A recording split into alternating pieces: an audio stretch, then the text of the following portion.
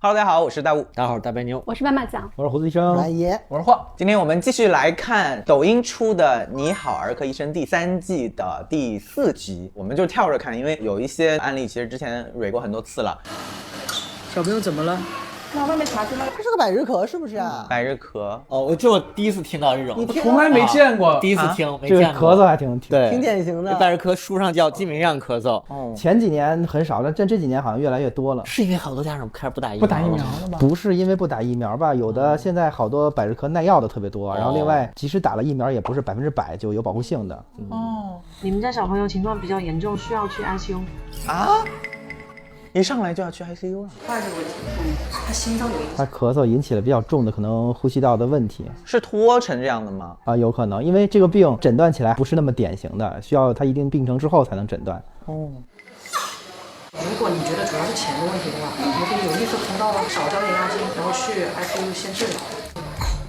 这个孩子当时已经在一个进口的一个阶段了，什么痉挛性咳嗽，所以他会有这种鸡鸣样的。当时还吸着面罩吸氧的。就是如果说我给1到10分来评分的话，那他就是一个最高分的病人。他并不发烧，啥都没有，就是咳，动不动就进 ICU。你到 ICU 来肯定是有指针的，但目前第一个心率很快，一直都170、180。对，而且呼吸也很快，40几次。然后他这个病呢，一般容易侵袭小朋友，特别是没有打疫苗的，是不是疫苗没打？没打，因为他才1个多月。他1个多月还没到打百日咳的年龄呢。打百破的年龄。在 ICU 来说就安全一点。其实 ICU 只是一个比较支持会比较好，对，但是他最主要问题他会不让父母见嘛。这个家长他又觉得他又不发烧，我就是有点咳嗽，费用会怎么就给我搁 ICU 了？对，而且这种费用也很贵。你看他有好多问题。这现在在房间养鸡。应该不会。我觉得是鸡传染的。因为是鸡鸣样咳嗽，所以觉得是鸡传染。成人传染倒是有可能，对，成人传染有可能。对，成人会带菌，但是没有什么临床表现。他有可能也会咳嗽，但是你比如说咱们偶尔多咳嗽一段时间也不会当回事儿，但是就会传染给孩子的。相当于它是个传染病是吧？是，对，是乙类传染病。为啥大人不容易出症状呢？成人的免疫系统还是完善，同样的一个细菌的感染，你在成人可能就不致命。对，小朋友可能高烧啊、肺炎呀。那我现在咳，万一是百日咳，我不需要干预吗？百日咳的咳嗽是痉挛性咳嗽，就是不，成人不会这样，就是正好给你们学一下，就是说咱们正常咳嗽是这样的，这是正常的咳嗽，你这就是这是正常的咳嗽，但是百日咳它叫痉挛性咳嗽，呼吸性咳嗽的间歇呢有深吸气，简单来说就是这样，就是这样是吸的那一下，吸的那一下就是，这个就是鸡鸣样的。哎，我觉得还挺像。今天才发现是吧？今天才发现有这个技能。京城有善口技者，不是咳记者，咳记者。我还在回味自己的这个才华，从来没学过。突然发现自己除了割小鸡之外，有另外一个才华。我意思就是说呢，我们承认得了之后，也需要去医院看吗？你可能是自愈了，但是也会很难受吗？不会，可能就是咳嗽时间长一点。但是咳嗽时间长很多原因，比如你感冒之后感染性咳嗽也会咳嗽很长时间。而且本身气道成人发育好了以后，你管腔面积本身就会比小孩要大很多。你可能不会出现，对，所以你可能都到不了痉挛到鸡鸣样这种。对。我意思就是说，我不需要太紧张，我是不是百日咳这个事情，就成人来讲，就是你咳嗽到了一定程度，你无论是不是百日咳，你可能都需要去看医生。它为啥叫百日咳？因为它病程可以非常的长。如果你不规律治疗，咳嗽的持续时间能达到很多个月，3个月左右。听这个名字有一点怕，然后再加上你们说的传染病，我听起来还有点。所以咱们国家是给所有小朋友都有规定的这个疫苗的，计划免疫、百破啊是必须要打的。另外在这儿提示大家一下这个疫苗的事儿，很多家长可能会受各种信息干扰，说不打疫苗。实际上国家规定要求打的疫苗是一定要打的。另外我自己的经验，还有我们身边医生朋友有孩子的经验，不仅仅是国家规定打的那些报销的、自费的那些疫苗，我们基本上都给孩子都打了。什么水痘啊，什么轮状啊，疫苗是一个保护我们机体的一个东西，是我们科学发展以来让大家的病死率、发病率明显下降的一个非常科学的一个东西。大家不要听信这些乱七八糟的传言啊，去惧怕这些东西。是我们对抗传染病一个有力工具。对，现在有一些小红书上家长就是传呀，就是说我家小朋友就是不要打疫苗，生病也让他自愈，然后要锻炼他的这个抵抗力和体质。为什么它是乙类传染病？为啥把它放到计划免疫里面？就是因为在有这个疫苗之前，它是婴幼儿致死的一个主要因素，致病率都非常高的。所以这就是为什么最开始你也说你已经很久没有听说过百日咳这个病了，对，就是因为我们计划免疫了之后，这个病的发病率变得很少，或者这个病的病死率变得很低很低。为什么以前宫斗那么厉害，夺嫡那么厉害？就因为婴幼儿它的死亡率特别的高，非常高啊！你一个皇子能活到4岁10岁，其实是一件不容易的事情。那个时候就已经流行那个生物武器了，是不是？生化武器，就是《如懿传》里边就往那个襁褓里面投天花，就是因为有了疫苗才没有了天花。对，我们可不希望某一天那个门诊上来了很多原来我们都没听说过的病，都是那帮死灰没苦硬吃的家长。对，其实真的是我们现在其实临床上有很多课本上的经典病，我们是很少能见到。对，这就得益于那个现代医学的发展。跟你一样大的，前段时间才刚刚有2、3个才转出去呢，摆了个2个月，住了1个多月，也把它搞好了，长到感染科了，我不骗你的啊。来了肯定得听医生的。他虽然这么说，他肯定内心还是不太信。对对对，10天左右吧。住了10天，蛮久的。那费用应该也花了不少。用了呼吸嘛，肯定就不会少。想出院了，现在欠费了。不能报销吗？这个东西？它有一些东西是自费的，有一些东西是可以走医保的。有個基金可以申請到2、3萬，應該就有幫助嘅對你。其實有很多好像這種相關的基金項目，大家也可以去了解一下。因為而家咧，佢醫保最新政策係只要有申請佢就可以。他們有醫療社工。沒上戶口，沒有醫保。呢方面咧，呢個需要開一張證明，就係你屋企係比較困難嘅證明。看得到啦。啊？為啥不能開？這個很好開吧？他就懶吧？不可能懶吧？有很多是好面子，不至於吧？他就是懒，又不想你自己弄，你去帮我弄吧，你帮我跑一跑，他就很懒。所以我是觉得，就是像纪录片里的这个爸爸，他如果是一开始就有一个比较好的这种少儿医疗保险给到孩子的话，应该也能减轻很多看病的支出以及心理负担嘛。其实一开始虽然是说。我们都怀疑它不是说最重要的是钱，但是肯定这也有一定原因，肯定是有一个对。我经常会碰到那种病人，就是他住院的时候心态非常好，你说用什么药好你用，然后其实他是因为有伤有补充医保，对，他就非常平静，只要你说这个对我们是好的啊，对，就解决了。对，我觉得有了保险之后，可能他心态上更愿意去相信你不会去给我是不是有过度啊或者什么钱给松弛感。对，如果你拔了管出院。或者是回家的话，那可能小朋友在路上就没了，或者是因为他上着机呢。不说过他的病程可以达到100天吗？但是我以为他就是内科的这些指标已经得到控制了。对，他现在已经得到控制了，但他说还要在这儿过渡个1、2周，但是他就现在觉得没钱了，我们要出院不治了，觉得他能好。到时候去血糖了。他胃管也要拔掉，这医生好无语啊。刘志珍。打这个用针啊，它不好打，到时候抢救用它。你把它拔了。什么都不要，全都拔了。再打完看有办法没？我们尽我们自己的义务，跟你说我们这边的治疗要怎么样的，你又不听。有意有不好，这些放进去，大家会怎么还？自己不得生又不得养吗？你这大孩子不用腿都能干活呀！哇塞，我觉得骂的好爽。跟他妈妈讲啊，很明显的爸在家里肯定是很强势的。20分钟又回来了啊？估计呛了吧？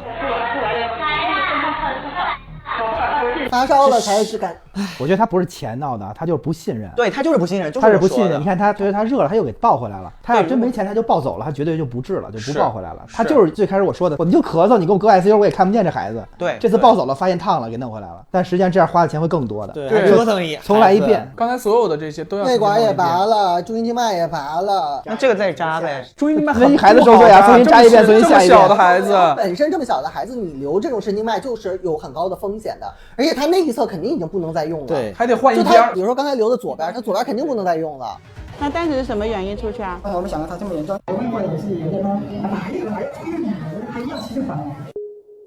这些病人的7大姑8大姨总有一些懂忙，他觉得他懂这个病，比专业医生要懂。都是这样的。对，还有很可怕，就是会有一些人有那种身边统计学，对，就是一问，哎，我周围有俩小孩也是百日咳，都好了，百日咳不用看。不，这个也是一个心态的问题，就你这边你跟他说的可能不确定或者是很严重，他可能更倾向于去相信那个简单的、容易的，对，他肯定是这样的心态。所以为什么莆田系吃香啊？对，他们说的都是100%，这保好。公立医院的医生，他们经常会把那种比较严重的说在前面，我觉得这才是正常的一个医疗负责任的态度，而且见得多呀，确实见过这种情况呀。但其实像斑马马说这种心态也很难避免。是，那当然也会，就是两个选择在你前面的时候，你会期待好的结果，好且简单的一些结果，容易实现的。是在急诊 ICU 了，又回 ICU 了，对，折腾一遭，本来可能待2天就能脱机了，这又得再一轮。这一趟就不知道多少天了。关键这孩子遭罪啊！对啊，招谁惹谁了？插管拔管的。而且这个病是能治好的，不是说你花了钱最后人财两空的那种。这才10几分钟就已经有整个唇都是变黑的，就缺氧啊。他相当于刚刚进了急诊，然后现在才回 ICU， 从急诊又进了 ICU， 可能回到了1周之前。重回1周之前。哎，我就看不了这种。因为不好扎嘛，他把之前深静脉给拔了，好不容易扎进一个粗的，这不好扎，只能又再扎外周。他才2个月大，打过的静脉、打过的血管就是很难打的，都扎到骨了，扎到骨静脉了。摊上这么个疤，真的。因为今天你的主管医生也跟我讲了，说小朋友要出院，我还挺吃惊的，我为什么突然要出院呀？应急不足了，毕竟我应急不足看到。他现在不提钱，他不是因为缺钱，他绝对不是因为缺钱，是他其实就是你说那个，他其实不相信。就虽然说哈，就真的是挺值得生气的，但是他还算能扭回来一点的这种，不算是那种到后面都还那个。他是因为看到那孩子烧起来了，他对发烧这件事非常的敏感。对，你看他来的时候就说我孩子没有什么问题，就咳，连发烧都不烧，还是在自己的认知里，他就觉得我烧起来，现在我觉得中了，我必须得回来了。这孩子要回去彻底蔫了，也不烧了，他可能能在家搁到没。这孩子其实你体温能反应起来，一定程度上说明这孩子免疫的能力对还在有反应。真正重的那种感染中毒的时候，有可能体温低。对，冷休克。今天18号又做4天，呼吸机参数也都减下来，肺部听诊也还好，精神反应也还好，心率血氧都还行。那我们就给他撤机了。撤机了。后续我们稳定观察1-2天，我们就联系感染科转科了。是去给他雾化、排痰，因为他自己这种排痰的能力可能不太够啊，回普通病房了。感染病房都是单间啊，不全是，看是什么病。他这个得自己稍微隔离一下吧，传染给周围都是乙型传染病，互相传染这更要命。单间隔离。之前呢，误会那个肯定是乱来的了。因为自己没经历过的东西，没经历多了。我觉得他现在态度还行。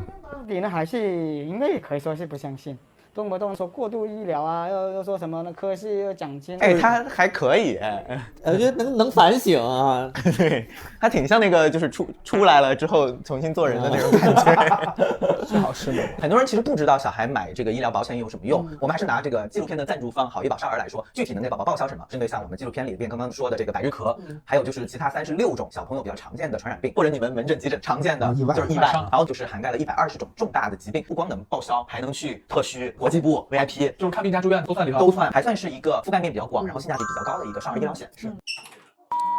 来，快来，帮你稍微体检一下好吗？我看一下你乳房大到什么程度啊？两性畸形啊！经血无法排出，导致腹痛。两性畸现在叫性发育异常了。我在给他体检的时候，我就发现，这个孩子是个男性的孩子啊，但他乳房发育的非常好，相当于青春期女性15、16岁女孩子的一个乳房。这个我们之前也看过一个类似的案例哈，闪闪里边。对，这种也是一个性发育异常的一类，但是很细小。体检的时候又发现他没有很好的阴道开口，不是一个很完整的男性，也不是一个很完整的女性。他可能是一个卵睾或者真两性畸形吧，看看他后面性腺和染色体的情况。这种现在的概率大吗？不是很多啊，它是一个嵌合。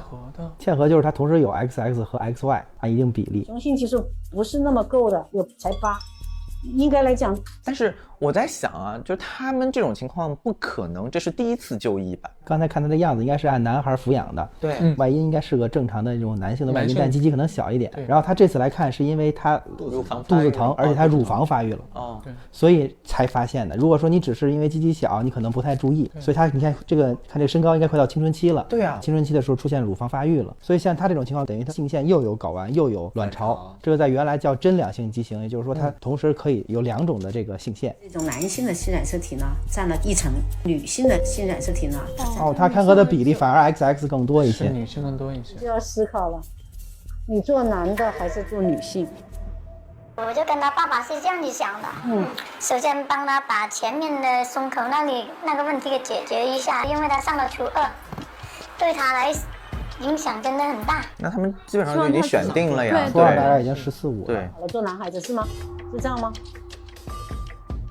那就要把女性的。那他要改变很大，性腺就都要切掉吧？不，反而像这种孩子，其实做男孩不去东西，他只是做重建。那你要做女孩的话，要去掉东西，要去掉你那个阴茎，把它变成阴蒂。对于这种现在性发育异常的这部分孩子的话，像他这么大的话，应该给孩子做心理量表，就是说他现在认同的性别是什么。那么像他这个孩子是相对他自己大了，可能有自己的主意了。更麻烦的一类孩子呢是，比如说3、4岁发现的这种情况，给他选男孩还是选女孩，还是中性抚养。我觉得在我们门诊的病人里边呢，像中性抚养的这种情况，在我们的国情里基本上很难。这孩子户口以后怎么办？他以后上学怎么办？所以如果说他没有表现出非常偏向女孩这边的特色的话，我们可能会先把性腺不动留着，但是把他的外观做成一个类似男孩的样子。为什么呢？因为我刚才说做男孩阴茎啊什么的，他不破坏，但是等他比如说大了，他想变成女孩的时候，我们把他这个阴茎给他去掉就行了。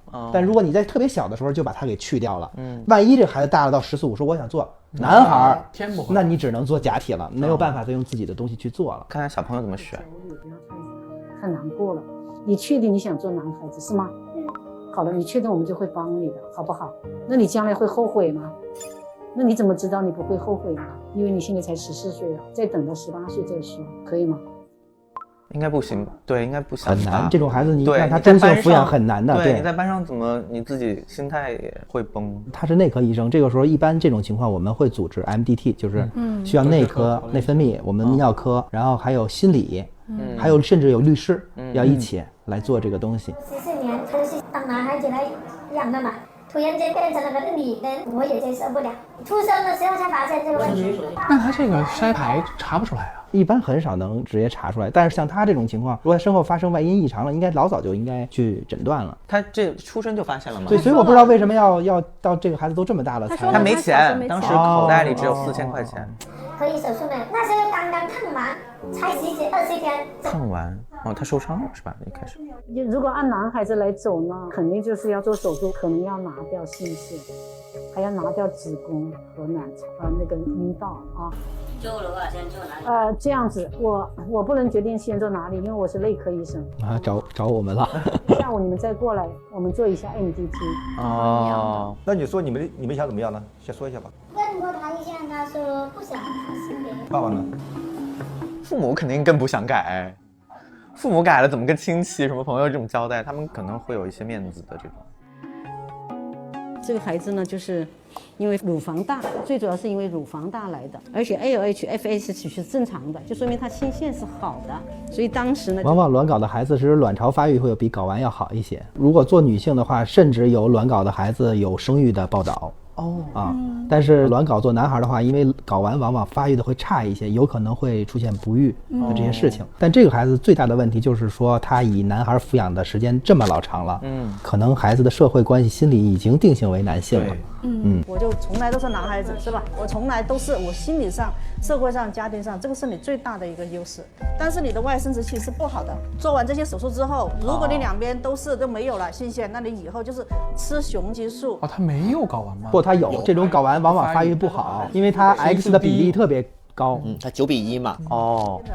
功能还挺好，然后还可以子宫还可以来例假。你给他个时间缓冲一下，打针。打针是抑制那个雌激素的分泌是吗？对，就是把他的整个性腺的发育抑制下去，不再继续长乳房。那不会影响他以后想要再发育的时候？让他就是等待他再大一点，再自己做确定的性别决定。女的心理性别，他可能认为自己是男孩子；性腺性别是男女都有，生殖道性别也是一个以女的为主。哎呀，好复杂，真的。对，中间经常有冲突的，做这个决定的时候是非常难的，因为最后切的可是外科大夫啊。到了成年以后，他也想有女朋友，他想要结婚，达到的目的，他会不会有新的问题？那我们如果选择做女的，和他自己，所以这个时候我们一般还会有一个律师来做个公证，把我们说的这些东西要交代给家长，让他充分的知道一些东西。他们是担心，如果作为男性成年以后，一个是生育的问题，第二个有可能，比如说还有一些就是性器官发育的问题。对，因为没看到他的可能外阴发育的也不是特别的好，比阴蒂大一点，但又没有到那种阴茎那么长，可能。切了，对，男性激素替代治疗。对呀，你自己看看他的乳房，你看他的性格，你先不要。没有用，他的乳房没有用，主任，他不要做女性，知道吗？你不用去扭他，他才14岁，美女。你14岁是美女。我估计他将来一定是做男人。不管是现在还是打这2年后，他都是选男人。是的，因为他的生理和社会还有他的心理性别，他其实还是偏向于男性的。因为我们临床也会遇到很多这样的病人。如果是我的病人的话，我可能只把他的外阴小鸡鸡给做出来，然后我把他的子宫、把他的阴道、把他的性腺全都留着。然后我让他去打针去，乳腺我不动他的，因为现在他虽然有乳腺发育，但是他比如说保护好了，你没事也不会去澡堂子，可能也不会看太多。然后呢，等他再大一点，到比如说他真的18了，自己做决定了，如果他不改，我再把他的性腺啊、子宫啊、阴道都给他去掉。如果他改，那正好我什么都给他留着呢，可能会更好一些。但是你保留乳房，对于他的这个心理心态，对心理用一些药可以把它抑制到不再继续长。